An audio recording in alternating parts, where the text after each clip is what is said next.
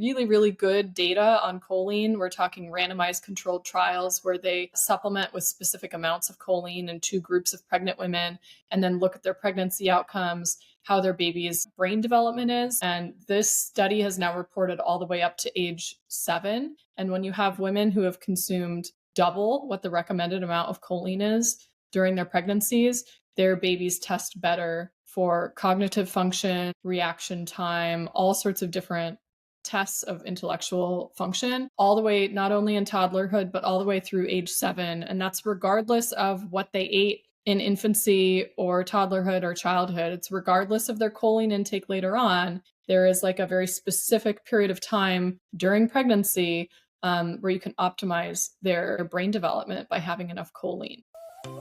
Hi, I'm Lauren Parsons. And I'm Andy Jackson, and this is the ALWELLCO Podcast. Dive deep with us as leading experts share their unique perspectives on topics such as recovery, sleep, movement, and the latest innovations in the space. Lily, it's so great to have you on the ALWELLCO Podcast. Before we dive into your journey, your background, your perspective, would you mind sharing how we first met?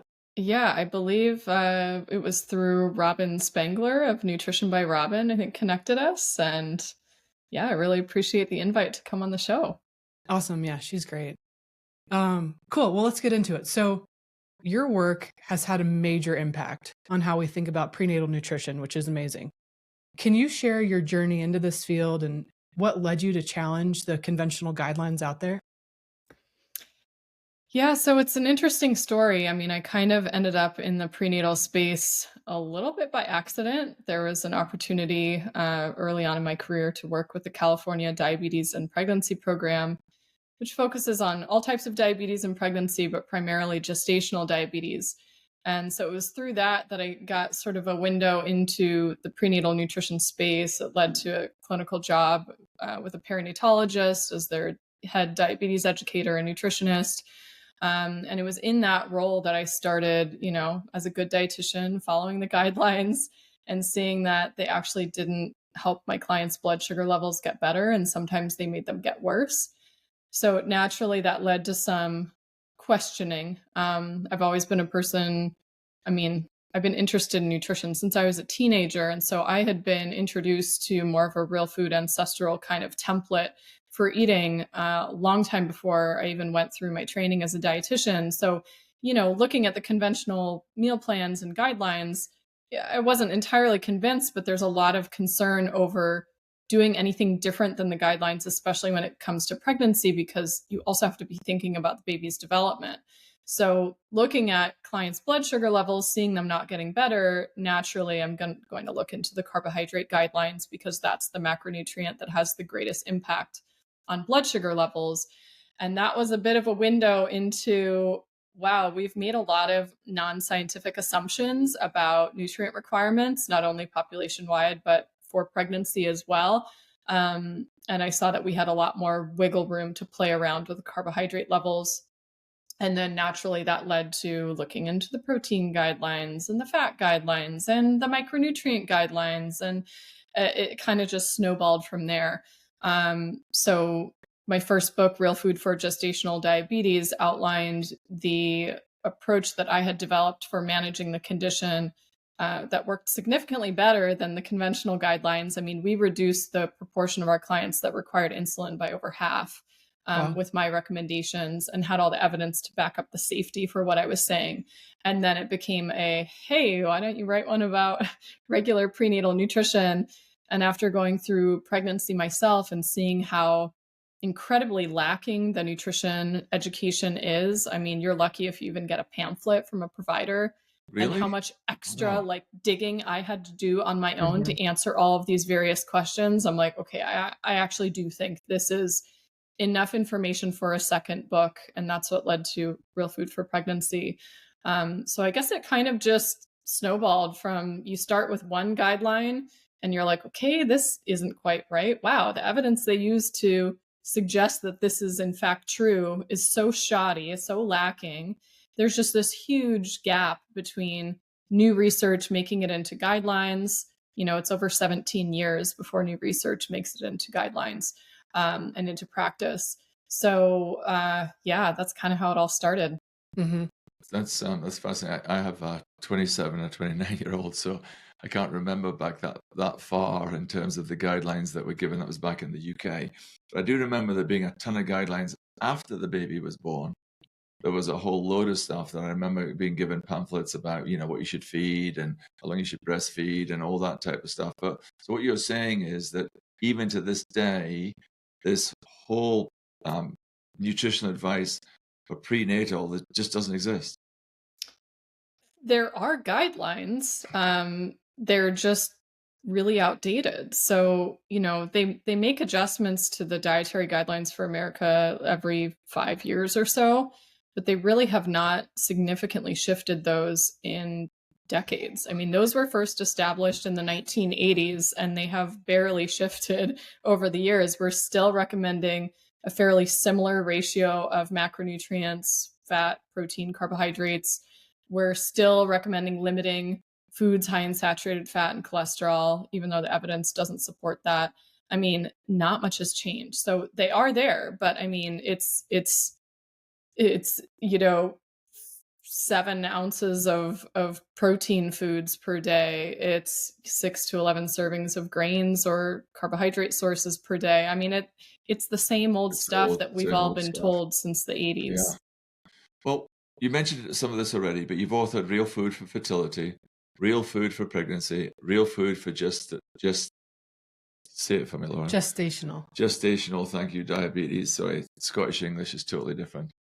So what inspired you then to take a real food approach to prenatal nutrition? And, you started mentioning about the traditional dietary advice, but how does that differ? Yeah, so part of the reason that I think the conventional guidelines are lacking is because we've made all these assumptions over which nutrients are healthy or unhealthy. I listed saturated fat, cholesterol, you could add sodium to the list as things that have to be avoided. And then you add on to that, limit the amount of animal protein you're consuming. You add on the food safety recommendations, like don't eat eggs with runny yolks, which leads some women to not consume any eggs whatsoever. Or you have people who are so scared of dietary cholesterol that they're still unnecessarily limiting their egg yolks. Well, now you're basically guaranteeing a deficiency in several micronutrients, choline being the most notable. So for me, it was like, if we're not emphasizing the most nutrient dense foods in the diet, we're going to end up with nutrient deficiencies. And it's not like your calorie needs increase in pregnancy so dramatically that you can make up for, eating kind of nutrient devoid foods by just eating a lot of them, so that like when you just eat a lot of them, you get more vitamins and minerals. Like your calorie needs may go up maybe 300 to 500 calories, but for some of your vitamins and minerals, you have, an increase in requirements of like a third or half, or, some nutrients you need more than double the amount when you're pregnant. Excuse me, but so if I'm deficient in those through the food I'm eating, can I not just supplement?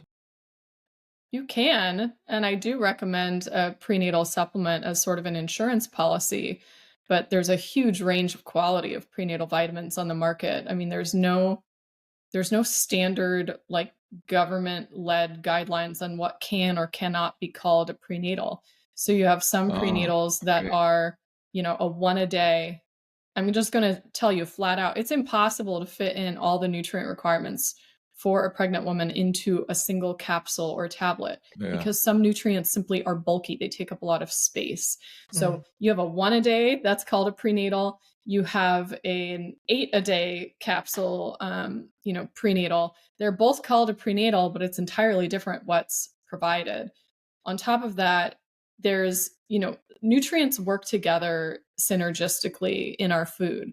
So yes, it's one thing to have a comprehensive prenatal that has all the things in it, but if you're taking a prenatal that maybe has, it has plenty of folate, but it has really low levels of vitamin B12, it doesn't contain any choline, those nutrients work together, and now you're potentially lacking in one of them. So I think separate supplementation isn't necessarily ideal because of that. Because of that, yes, and because of the quality differences. I'd feel more reassured if somebody, maybe their diet isn't great, but they're taking a high quality prenatal. They're probably ticking most of the boxes. But good nutrition has so much more to do with than just our micronutrient levels. Like our macronutrient balance plays a big difference. And if your diet quality is poor, I could tell you straight up, you're probably not eating enough protein, which has a whole slew of potential consequences as well. So in terms of, so back to the real food. Sorry, I know I sidetracked you there a little bit into supplementation. Talk me a bit about the real food bit then. Tell me about that, how that differs from these, let's say, these old-fashioned guidelines that are currently there. Yeah, so let's talk about the conventional guidelines. We have concerns over too much saturated fat and cholesterol. So naturally, that's going to limit a number of whole foods that contain those nutrients, especially your animal foods. So if you need to avoid saturated fat, you have to choose low-fat dairy. If you need to avoid saturated fat, you're probably not going to eat much red meat. Or if you do, it's only going to be lean cuts, or it's only going to be chicken that has the skin removed.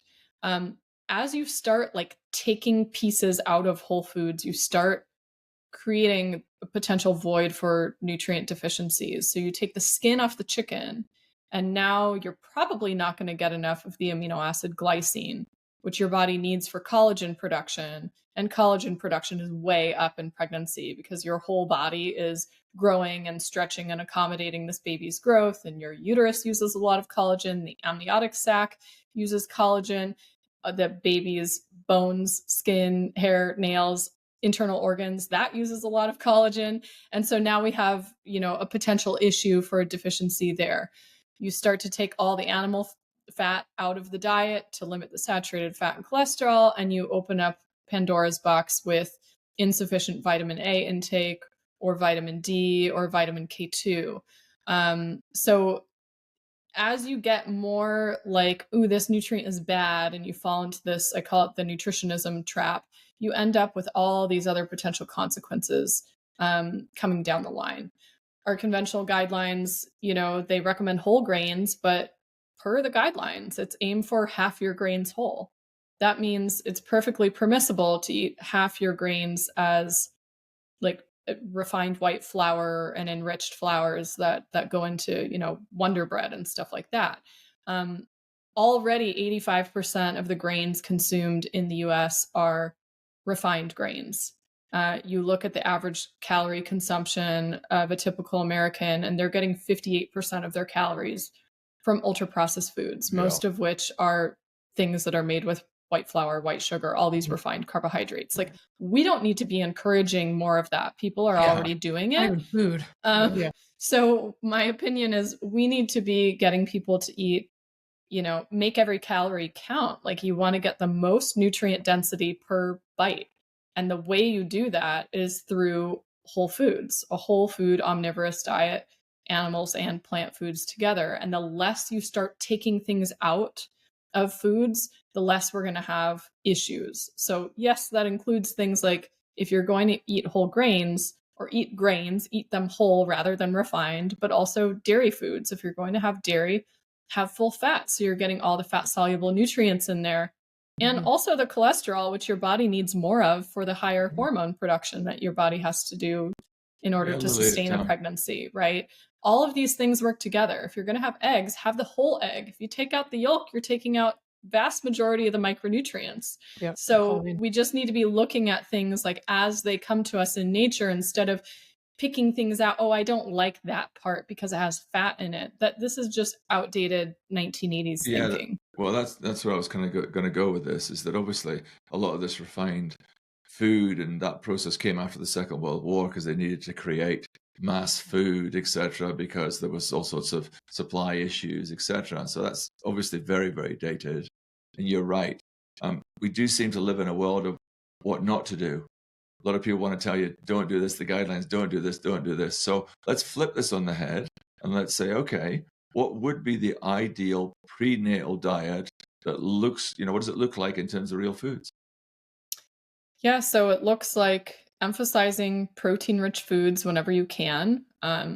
One of the lacking parts of our conventional guidelines is they have not yet incorporated new research on protein requirements in pregnancy. Those were set based on a lot of estimates and assumptions, but when they've actually done the research on pregnant women themselves, we require 73% more protein than the guidelines say we need. Okay, so we need a lot more protein than we previously thought. If you look at your protein-rich foods, you're looking at all your meat, poultry, fish, eggs, dairy products, and then some of your plant foods will have protein as well, legumes, beans, nuts, and seeds, and so on. So there's this whole guideline now for protein. What is it? 1 gram per body. kilogram. Is that the guideline for not pregnancy?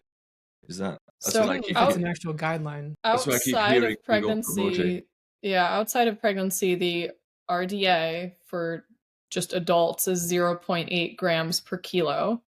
Okay, so from a pregnancy point of view, how does that shift? Well, in pregnancy, they increase the RDA just a little bit, but it's insufficient to meet Okay. the true needs. So, we're looking at closer to like 1.2 in early pregnancy and 1.5 in late pregnancy. Although I look at those as sort of minimal goals. I don't want to get into too much of the semantics on the different types of nutrition guidelines because you have like a estimated average requirement, you have the recommended daily allowance, and there's all sorts of different numbers that are thrown out. They have not yet, from that new research, defined what an optimal RDA level would be, but it would likely be even higher than the 1.2 and 1.5 grams per kilo that I just mentioned. So suffice it to say, we need more protein than previously thought.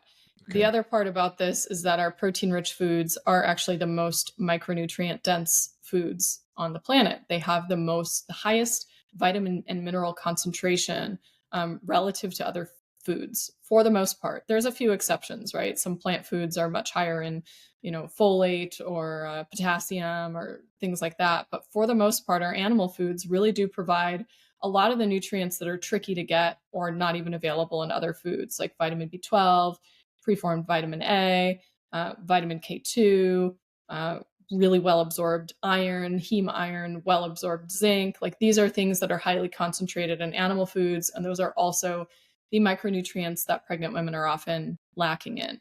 So emphasize protein at every meal. Not only does it help with your vitamin and mineral intake, but it also helps you stay satiated for longer, and it helps with your blood sugar balance. So it's a win-win all across the board with the protein. Okay. Plant foods for sure. I'm also a fan of, like I said, I'm a fan of an omnivorous diet. So vegetables and fruits making up the bulk of that. And depending on how somebody tolerates carbohydrates or not, because there's a huge range depending on what's going on physiologically. Whole grains, root vegetables, winter squash, those sorts of things can also, of course, fit into the diet. And then we want to be careful with the amount of processed and ultra-processed foods that are coming in. Not that you can never have any of them. I'm not really a absolutist about these things, but rather if we're trying to make every calorie count with the most nutrient density, you're simply not going to be getting many or any vitamins and minerals in sugary desserts and white bread and those sorts of things. Right. So I want to dive deeper into a little bit more of the other key nutrients that, at least, in doing my research while being pregnant, like choline, we've talked about, right, with the egg yolks, there's a lot of choline in that, DHA and other key nutrients in pregnancy that are recommended, but sometimes overlooked. Even though there is supplementation, like you say, it's just all over the place. Could you break down maybe why these are so essential and where we can find them naturally in addition to supplementation? Yeah, so I can give, a couple examples for nutrients to pay attention to. Choline is a really important one. For many people listening, this might be the first time you've even heard that term. It sounds like it'd be an amino acid. It's actually not. It's a vitamin-like compound, somewhat related to folate and some of its functions in the body. So we think of folate as helping to prevent neural tube defects. Choline equally plays a role in preventing neural tube defects. Choline is also really crucial for babies' brain development, for the function of the placenta, for the health of mom's brain, and also liver health as well. So choline is something, it's an interesting nutrient. We find it most concentrated in egg yolks and liver and organ meats. Since people aren't really generally consuming much liver as a whole, really the vast majority of choline intake is explained by intake of egg yolks. So you actually look, they've done studies. Where are people getting their choline? In the US, about half of choline intake is coming from eggs specifically.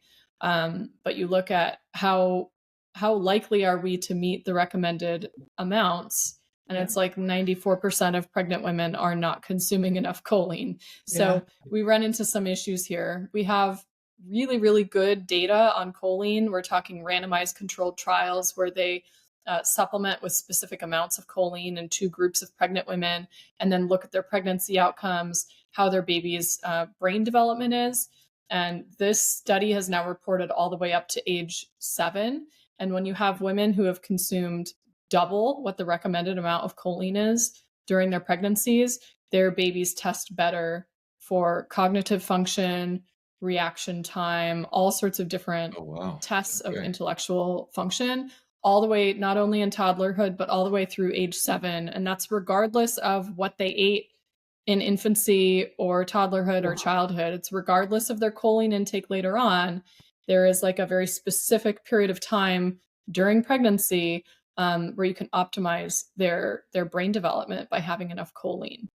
And can you explain what that is and what the recommended amount currently is as well? So the recommended amount currently is 450 milligrams per day. In that study, they had people meeting the control group met the recommended amount, and the treatment group that got the extra choline got 930 milligrams per day. Wow. That's great to know you can't really overdo it, right? It'd be very hard. I mean, they do have an upper limit set for choline, but it's like thousands of milligrams of choline.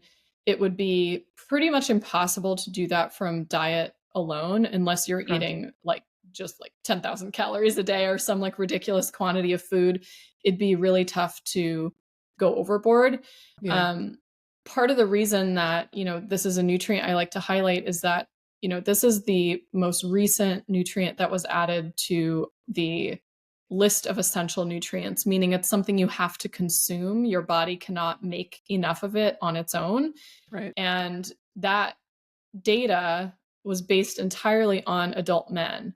And then they just made mathematical estimates for how much women might need based on body weight. And then for pregnancy, they just up it a little bit to account for the baby. So it brings into question, do we need to actually change the guidelines? Because it seems like getting more has no downsides and only benefits. Right. Just add it to the list. There's a number of nutrients that fall into that category. Right. Well, there is one downside, is that eggs cost a fortune now. You can't get them. You can't get them. I know, it's been a couple of weeks.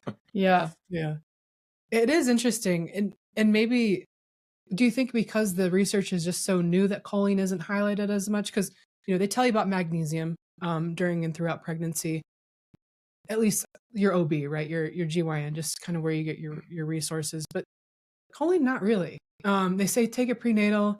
They say, DHA, EPA, get that. But, choline, it's probably included in your prenatal, no problem. Is it just because it's so new?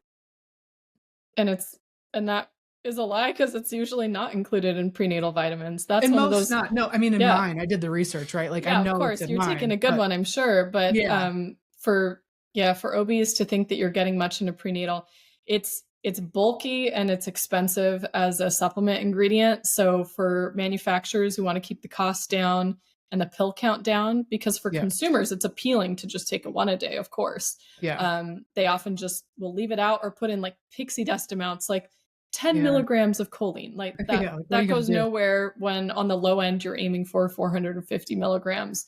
I think it is, since it is a newer nutrient, it is just not something that's highlighted. I mean, I went through my RD training in the early 2000s, and it was not a nutrient I ever remember learning anything about. A lot of these studies on pregnancy specifically have been published in the last 10 years. Yeah. There's some big research out of the Carolinas, Dr. Ziesel, on choline. But yeah, I think it's just gaining traction, and it kind of flips our entire dietary guidelines on their head, because it's virtually impossible to consume enough choline if you're not consuming animal foods. And our guidelines say that vegetarian and vegan diets are perfectly acceptable for all life stages. And they don't call out choline supplementation in those guidelines. So it's like, well, what are we going to do here? Are we going to have everybody not eat meat? Because now that's the new thing, right? Don't eat any animal foods. It's bad for the planet. And people are still limiting their egg yolks for no reason. Or are we going to encourage people to eat those foods? That would require that they reevaluate these things. And that is yet to be reflected in updated dietary guidelines. Yeah. You both mentioned DHA and EPA. I don't know what that is. Can you explain what that is, please? Yeah, so those are omega-3 fats, and they're specific types of omega-3 fats that are really beneficial for brain function and for the baby, for a baby's brain development. So you find EPA and DHA primarily in fish and seafood. You do find some in egg yolks, and smaller amount in things like grass-fed beef. But for the most part, if a woman is not consuming a minimum of 12 ounces of fatty fish or seafood per week, it's something that she probably is going to need to supplement with in order to get enough. And when we look at, are people meeting the guidelines on EPA and DHA, which are set really, really low, by the way, but even like the lower guidelines, 200, 300 milligrams a day, 95% of pregnant women are not hitting that. And most of that is explained by the fact that seafood intake is so low. Yeah. And then that gets into a whole nother can of worms, because so often you're told by your OB, don't eat fish and seafood because it might contain mercury. I was going to ask that. Yeah. Yes. So again, it's like, you can see how these things lead to like, okay, we've opened another like rabbit hole here, and now I need to go here, and now I need to go here. So it turns out that even though fish and seafood can contain some mercury or heavy metals, they also contain a mineral called selenium, which inhibits how much of that mercury you actually absorb. Another part of this is that they actually have looked at, it's like, okay, if some fish is good, is there such thing as too much, right? The FDA's own guideline is 12 ounces of fish or seafood per week in pregnancy. But I get asked, well, could I eat more than that? And there actually was a very large meta-analysis that looked at this. I write about it on my blog. If anyone wants to search fish, you can read the whole article. But in brief, that study looked at 100,000 mother-infant pairs and whether or not baby's brain development was adversely affected if they got beyond a certain amount of fish or seafood intake. They also looked at mercury levels, mercury exposure, whether that had anything to do with it. And they actually found no upper limit at which higher seafood consumption was suddenly going to be like a net harm to baby's brain development. In all cases, and this was a really, really well-designed study, in all cases, it was a net benefit to infant neurological development. And this was even despite some of the women who ate a lot of fish having higher mercury exposure. So this is like a perfect example of nutrient synergy, or even nutrient, I guess, antagonism, you could call it, because you have, a harmful substance and a beneficial substance, like one outweighs the other. We think of fish as just being, it's just a source of EPA and DHA, but it has a lot of other micronutrients that are highly beneficial to baby's brain development as well. Choline, vitamin B12, iron, zinc, selenium, iodine. Like you go down the list, there's a lot of beneficial nutrients in there. And it does seem that the benefits outweigh the risks. Yeah. It's so interesting because what sells these days is the extremes and fear, right? And so especially during a time of pregnancy, you're alert and you're on it and you read one thing and you don't want to get it wrong, right? Because you don't want to mess anything up. But then there's so many conflicting pieces of information out there, like we're just talking about now with fish, right? So it's just so interesting and in some ways frustrating because you do want to get it right. But I think when it comes back down to it, we have to remember that nature is really smart and it kind of knows what it's doing. And so maybe let's let's do less and let's just take more real foods in and not worry about the minute details that you're going to have an issue. So switching gears a little bit, gestational diabetes. It is on the rise, yet conventional approaches to treatment often focus on, like we've been talking through, limiting fat and limiting calories. Can you explain why maybe this might not be the best approach, and what strategies actually help mothers manage their blood sugar more effectively? Yeah. Well, as you start cutting calories, you run into a whole bunch of issues. Totally. That really is ultimately how it is conventionally approached. You keep calories at a certain level. You spread the carbohydrate load that the client's consuming sort of equally between their meals and snacks, so we don't have all the carbs coming in at one meal, causing a big blood sugar spike. But they give you like a minimum level of carbohydrates to hit, which is kind of ironic. And I debunk that in Real Food for Gestational Diabetes. Limiting the fat, it creates a number of issues. So when we look at like where you get your total energy intake from different macronutrients, you can only eat so much protein because it is so filling. Even if you recommend a high protein diet, there's one study I think of, they tried to recommend a 40% of calories coming from protein diet.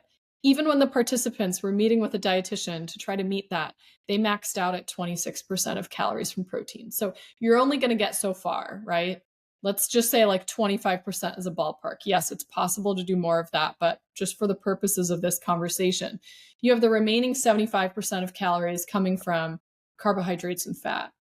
And so it becomes a balance. If you go lower in fat, you have to eat more carbohydrates. If you go lower in carbohydrates, you have to eat more fat in order to consume enough calories, right? So if our guidelines are focusing on limiting fat consumption, that simply results in a high carbohydrate diet. And gestational diabetes is elevated blood sugar in pregnancy or an inability to tolerate carbohydrates. So if you have somebody with carbohydrate intolerance, they cannot consume a large amount of carbohydrates in one sitting without experiencing high blood sugar. The treatment for the diagnosis is to control blood sugar, and yet we're going to give them a high carb diet. It doesn't make any sense, and it simply doesn't work in practice. I mean, believe me, I lived through that, and I recommended the guidelines, and it was a hot mess. If we simply bring the carbohydrate level down to a level that is matched for that client's individual carbohydrate tolerance, which varies widely, by the way, not everybody has to go super low carb, we see much better blood sugar control. That naturally is going to necessitate they focus more on their protein and fat. Because fat is so calorie dense, it's not like they're eating like sticks and sticks of butter in order to meet this. You're simply not taking the fat out of all the whole foods that you're consuming and then cooking with a reasonable amount of fat or using, full fat salad dressing, and you're there. It doesn't require like extremes like some people would think. If you actually run a nutrient analysis, it's like you really don't have to go to insane extremes to meet those sort of ratios. Sure. So Lily, looking at this from a longer term point of view, so a lot of women when they get pregnant, obviously they start getting worried about how big they're going to look. There's a aesthetic feeling around this. So looking at their long-term health, so for the mother, but also for the baby, how does this maternal metabolic health, impact them long-term? Because you've obviously got the psychological, look and feel. So I'm going to cut my calories, but you've obviously got the actual, metabolic health. So how does that affect long-term getting this right for the mother and also for the baby? Well, part of the benefit of getting your macronutrient ratios in a good place is that when you've leaned in a little more on the protein and fat side and gotten your carbs to a more reasonable level where you're avoiding blood sugar spikes, you simply feel more satisfied and satiated after eating for a longer period of time. So that naturally often results in a slightly lower calorie intake. Like people can achieve a sort of calorie controlled diet or a calorie matched diet to their energy needs more easily when they're not spiking their blood sugar and insulin levels all day long and on this crazy glycemic roller coaster. So it actually works in their favor. part of the reason that we're concerned about mom's blood sugar levels is that mom's blood sugar levels are exactly what baby's blood sugar levels are going to be. The placenta does not filter out excess glucose. It goes right to the baby. And once the baby gets to the point in development where their pancreas is producing insulin, now we have a situation where the baby is producing a whole lot of insulin to control the blood sugar spikes. And what happens in our bodies, whether you're a fetus or a fully grown adult, is when you have an insulin spike, your body stores extra energy, typically as fat. And so we have these babies that grow larger than expected, not because they're exuberantly healthy, but because they have excess fuel coming in as glucose and high insulin levels to shuttle that glucose away for storage later. And so they have a high percent body fat, and they're essentially born insulin resistant. Mhm. If you've heard the term like metabolically flexible, where our bodies should be able to shift from burning different types of fuel depending on what we're eating. Like if we eat a high carb meal, we're going to be burning glucose and our blood sugars come down relatively quickly. And if we are fasting or eating a lower carb, higher protein, higher fat meal, we might be burning ketones after that meal instead of burning glucose, or probably somewhat of a combination, but you know what I mean? Like the relative which fuel is taking priority here. We need the babies to be able to do the same, because at birth, they are in ketosis. Babies are in deep ketosis, particularly in the first 4 days of life, but that extends through even 1 month or several months out in exclusively breastfed infants. They need the ability to be able to shift from one fuel type like to another, just as us as adults do the same thing. Every day when we have an overnight fast, we are switching into ketosis overnight. If you go a long time between meals, you switch into ketosis. In pregnancy, the same thing happens, even at an even greater rate, because your body does not want to be without fuel at any time. You need to be growing this baby 24/7. Yeah. So pregnant women very readily go in and out of ketosis, particularly after an overnight fast.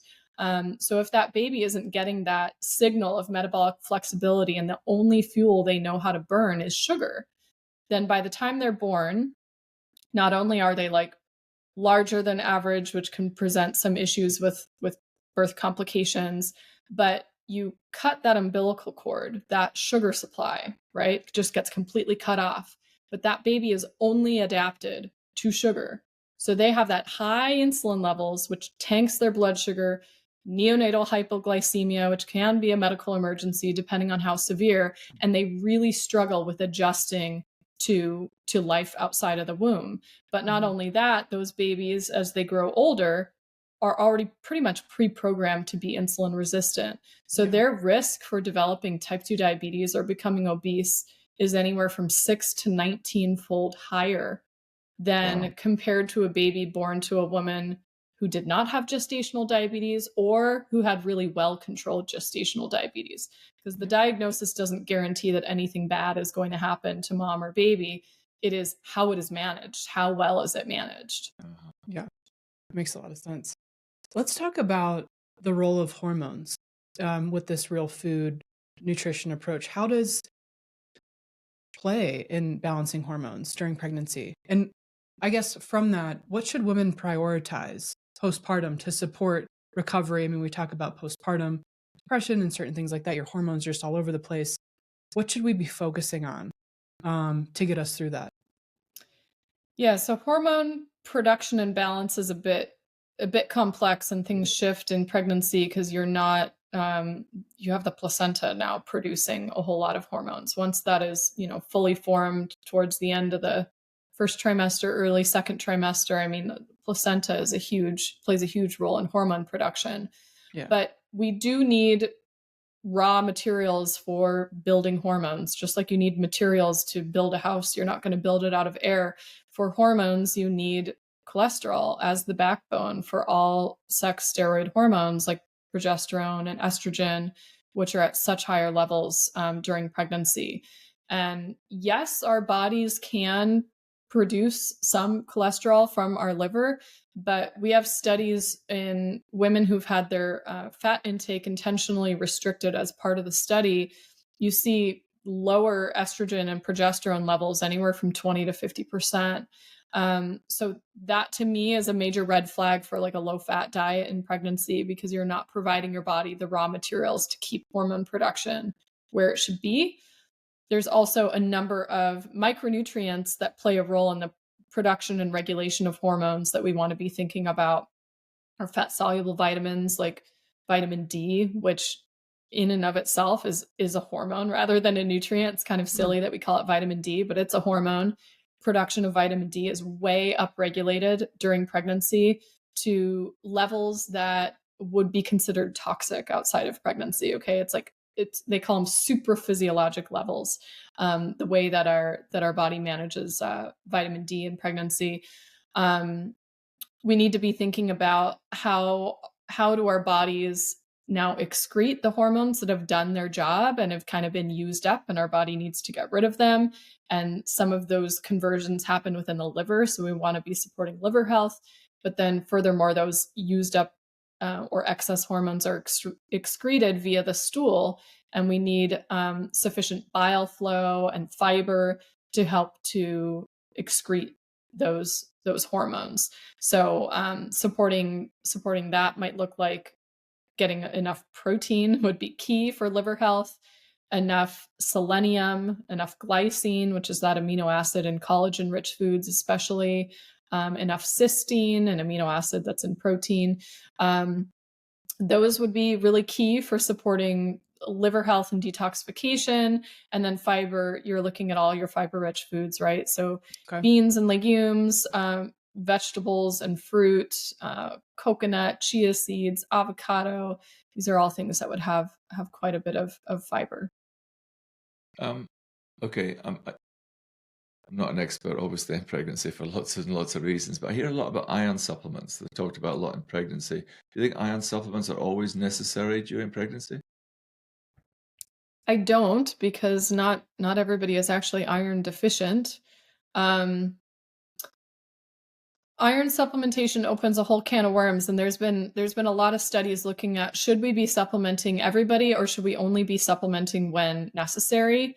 And there are cases where if you supplement with iron when it is not actually needed, you can drive up like levels of oxidation and inflammation in the body, and create some bigger issues, particularly if you're not supplementing with a type of iron that's really well utilized. So most healthcare practitioners are recommending iron supplements that aren't well absorbed, but also just cause a lot of ill side effects like constipation, nausea, indigestion, where people just don't feel good when they take them.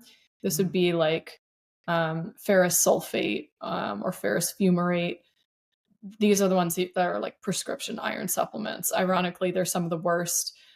Whereas if you're supplementing with iron bisglycinate, it is much better absorbed and has a much lower level of side effects. So you can use a lot lower dose, but people tend to be able to take it. I personally find that most clients actually do not need iron supplements if we're doing a good job of emphasizing really well absorbed iron rich foods. And I do have a blog article on this for anyone listening who wants to dive deeper in this. If you just search my blog for iron, it should come right up. But there's different types of iron found in foods. We have heme iron found in animal foods and non-heme iron found in plant foods. And the difference in absorption can be pretty substantial. You might absorb 25% or more of the heme iron that you're consuming in red meat, liver, oysters, clams, those types of foods. But then in the plant sources, your spinach, black beans, and whatnot, you might only be consuming or only absorbing, 1, 2, 5%. So this makes a major difference in how much is actually accessible and available to your body. So in that article, I have a bunch of infographics comparing not just the total amount of iron in the foods, but what's the amount of iron we would expect to absorb from these foods, because that's ultimately what actually counts. So if a client is willing to consume those foods, the vast majority of the time, we actually don't need to supplement with iron. We run it, we base it based on their labs. So you have to run a series of labs to see Are they anemic? What are their iron levels like? Your iron levels can shift during pregnancy. So you need a practitioner who's familiar with trimester specific reference ranges, which most practitioners are not. So it takes a little extra legwork. But my answer is no, I don't supplement everybody across the board, just when needed. Do you ever recommend like a desiccated liver or animal organ supplements? Yeah, for sure. So, and I have a blog article on liver and organ meats too, for anybody who wants to read extra. If somebody is only deficient in iron, supplementing with liver probably won't get them over the hump of an iron deficiency. But if it is anemia, that might have like multiple factors going on, like they're low in iron, they're also low in B12, they're also low in vitamin A, they're also low in copper, then liver and organ supplement could make a lot of sense. Okay. I typically just recommend it as, you either eat the liver and organ meats or you supplement. You probably don't need to do both, but it depends on how much of each that you're consuming. But yes, generally I'm a fan of them for people who are not otherwise consuming them. Yeah. So Lily, I know we've talked a lot about carbs and carbohydrates, and I know you've been very clear with some of your guidance on that, but I think it's so powerful, the misconception that people think during pregnancy you should eat a high carb diet. You just really be clear and clarify about the need to have a high carb diet during pregnancy to support the baby's growth. Yeah, this is a misconception.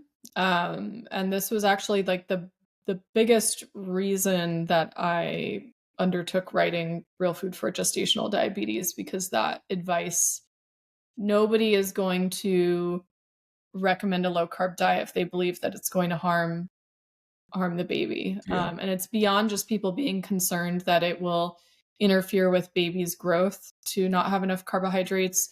But there is a belief, it is incorrect, but there is a belief that if a woman does not consume enough carbohydrates and enters a state of ketosis as a result, that it will harm baby's brain development. And that is also not true. Receipts are in all my books, but that's also not true. So ultimately, you have to look at where did our carbohydrate guidelines even come from in the first place, because the pregnancy ones are an offshoot of the adult recommended amounts of carbohydrates, which even within those guidelines themselves, they state there's no minimum amount of required carbohydrates compatible with human life if somebody is consuming enough protein and fat, because our body has the metabolic machinery to create carbohydrates from other fuel sources. So it's a matter of, getting enough of those foods. We don't want somebody to be in a state of ketosis as a result of starving themselves, which is starvation ketosis. That is overtly harmful. We have data showing that is harmful to baby's development, kind of obviously, right? You're not getting enough food, enough of all sorts of nutrients. Yeah. And the only reason that you're in a state of ketosis is because your body is burning its own fat stores for fuel. Famine is not compatible with a healthy pregnancy or healthy baby's development. And the other type of ketosis that's harmful is diabetic ketoacidosis, which only happens if somebody has insulin requiring diabetes and is not taking sufficient amounts of insulin. So this person doesn't have, this person's also in a state of ketosis because they're burning their body fat for fuel, but that is because their blood sugar is ridiculously high. They don't have enough insulin to get the blood sugar into their cells for energy production. And now they're in this, it's a medical emergency. I mean, you could die in nutritional ketosis, and that is extremely, extremely harmful for baby's development.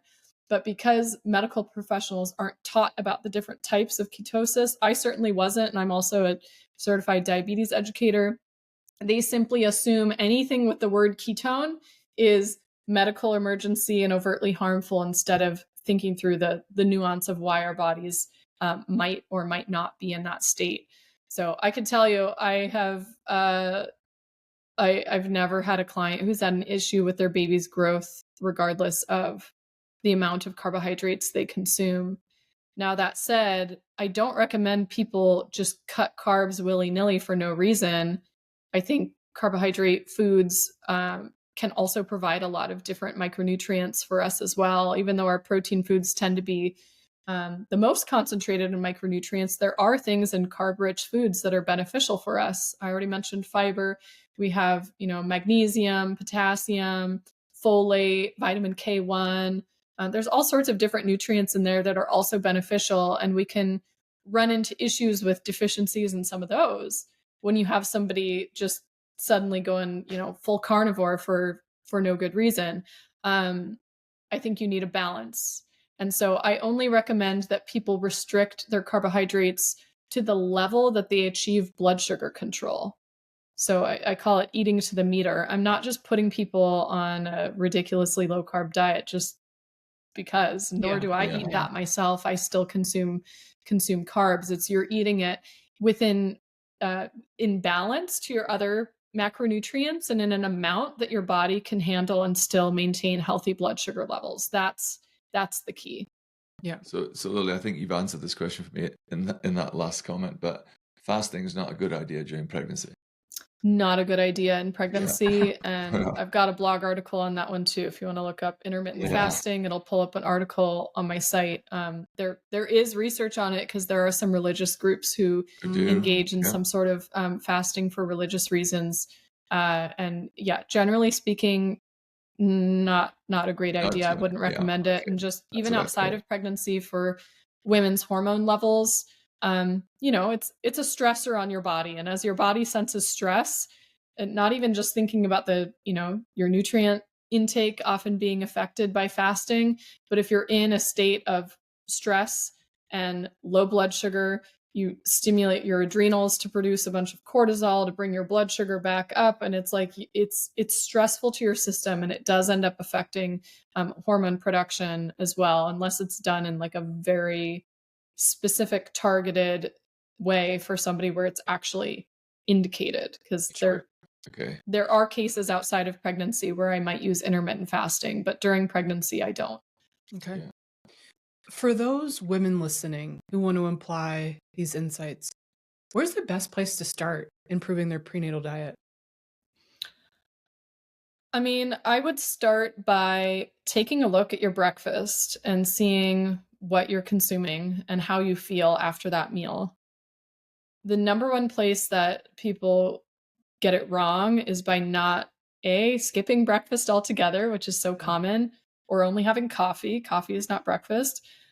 Or having a completely imbalanced macronutrient intake at that meal. A lot of our more traditional American breakfast, or maybe I should say modern day breakfast, because a traditional American breakfast did have plenty of protein.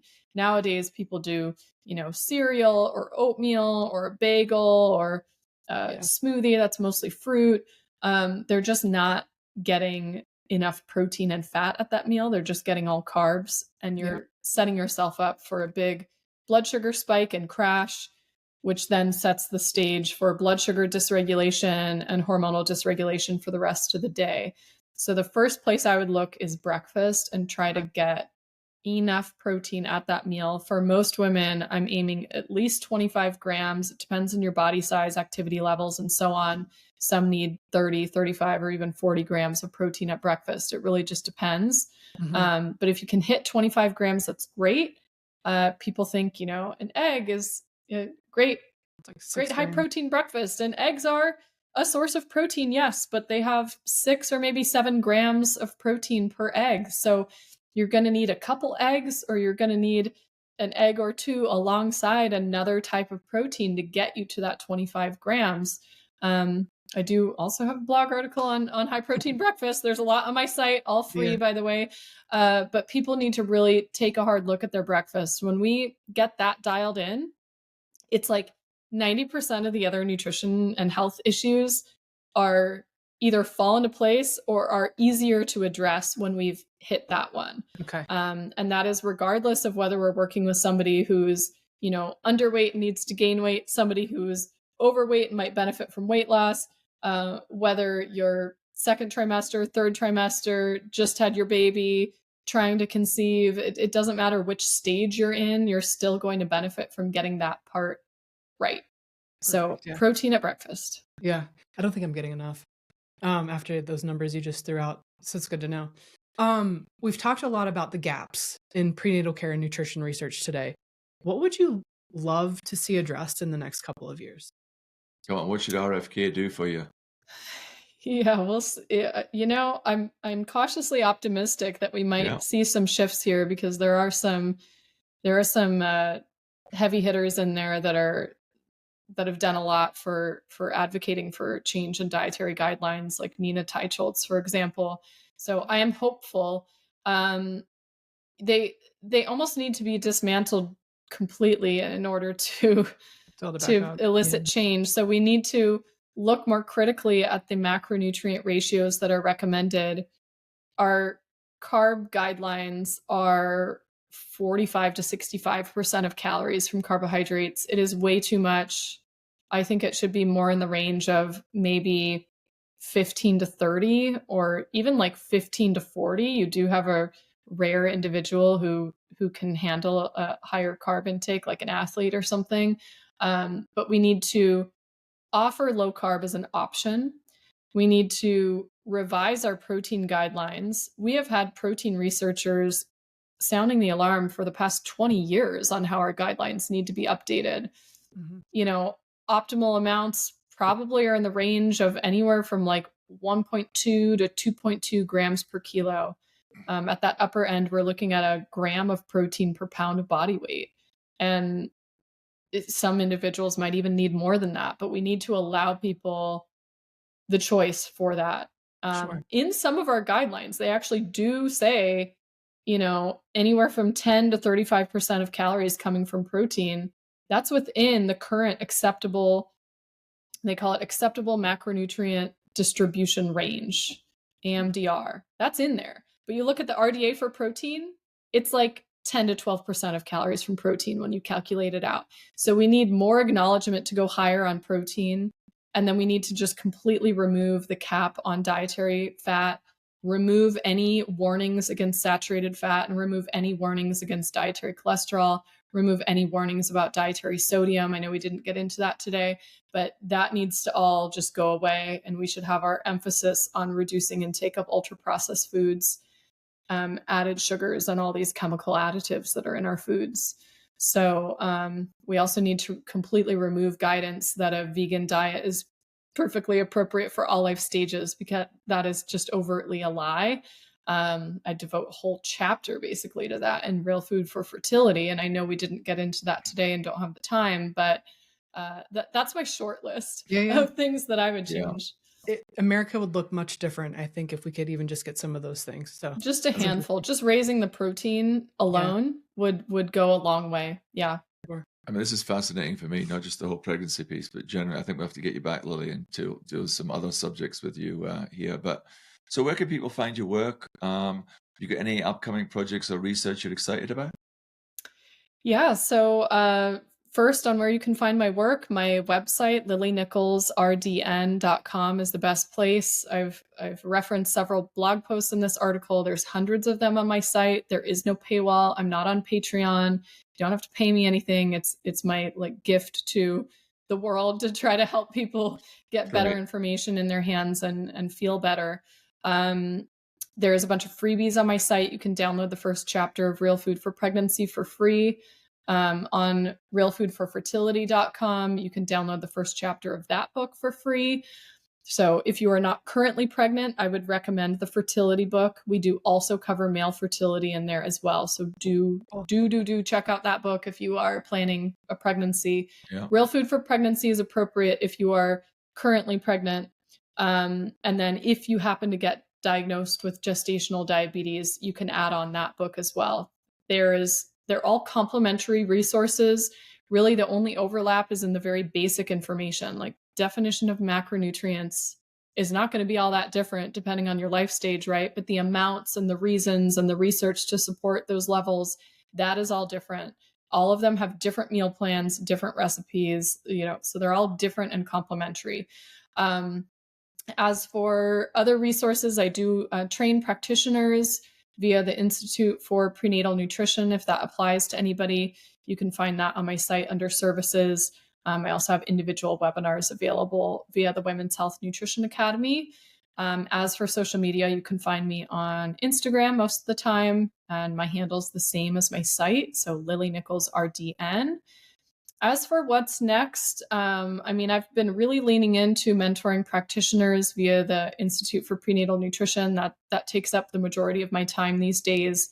Awesome. I do have a guide coming out on twin pregnancy. That'll probably be out by the time this episode goes live, so you'd be able to find that on my shop, which I link to on my website. And no like new big books on the horizon, just kind of keeping up with the day-to-day. So Lily, you're probably aware that the ALWELLCO, our network, is about sharing, it's about community, etc. Can we get some of your services onto our network to be able to offer to other professionals? Yeah, possibly. Let's talk off air and see if that makes sense. Great. Perfect. Well, Lily, this has been absolutely our pleasure. I mean, I've really enjoyed our chat. Of course, being pregnant, taking in a lot of insights and just key information, but we always like to end with the same question. And that question is in regards to our pillars of our podcast, which is strength, kindness, and perspective, specifically the kindness piece. Is there anyone you would like to give a shout out to who has maybe mentored you along the way or influenced kind of where you are today? Anyone you want to give a leg up to? Yeah, I'll give a shout out to my co-author of Real Food for Fertility. That's Lisa Hendrickson Jack. She's been a wonderful resource to me. We were book writing buddies when I was working on Real Food for Pregnancy, and she was working on the fifth vital sign. And I think we've really supported each other in our careers and businesses, and she does wonderful, thorough work. Just quickly before you sign off, don't forget to visit network.allwellco.com and join our professional network. You'll get to enjoy exclusive benefits from brands we love and have access to a community where learning and professional development are always at the forefront of everything we do.